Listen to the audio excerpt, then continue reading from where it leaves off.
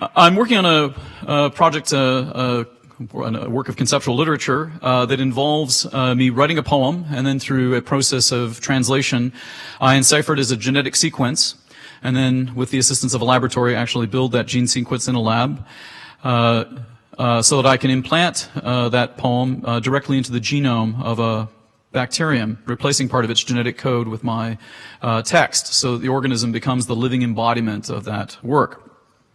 Moreover, I've written the poem in such a way that when it's inserted into this organism, the organism is capable of reading the gene sequence as a set of instructions for building a protein.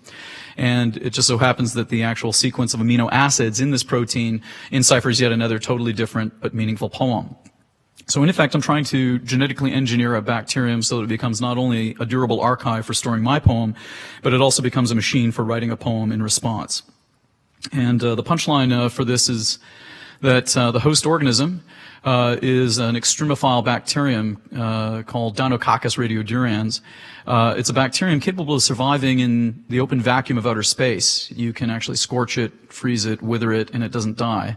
It can repair its own DNA so quickly that it does not evolve, it doesn't mutate or change. And it can even survive 1,000 times the dosage of gamma radiation that would instantly kill a human being.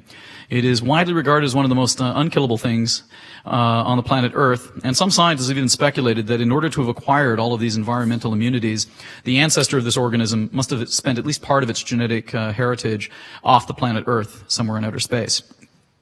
By putting my poem into this bacterium, I would effectively be creating a book that could outlast terrestrial civilization, and it might be on the planet Earth when the sun explodes. I'm trying to write a book that lasts forever. Now, I've actually succeeded at getting this project to work in a strain of E. coli. I've gotten that to work definitively, and if I had only promised that, I would probably be a great poet right now. But I didn't just promise to put a chimp in orbit, I promised I would put a chimp on the moon, and I've been trying to get the damn thing to work in the extremophile, and every one of those assays has so far failed. So I'm in the process of trying to get it to work in this new context. In the meantime, I continue to write poetry. In the meantime, I'm going to read to you the two poems that are the centerpiece of this book. This is the Xenotext. It's in two parts, the part that I've written and the part that the organism writes in response. And I've nicknamed these two poems Orpheus and Eurydice. So this is Orpheus. Any style of life is prim. Oh, stay, my lyre, with wily ploys, moan the riff of any tune aloud, moan now my fate. In fate we rely. My myth now is the word of life. Now the organism would then read this poem, and in response it writes this poem, which I've nicknamed Eurydice. The fairy is rosy of glow. In fate we rely.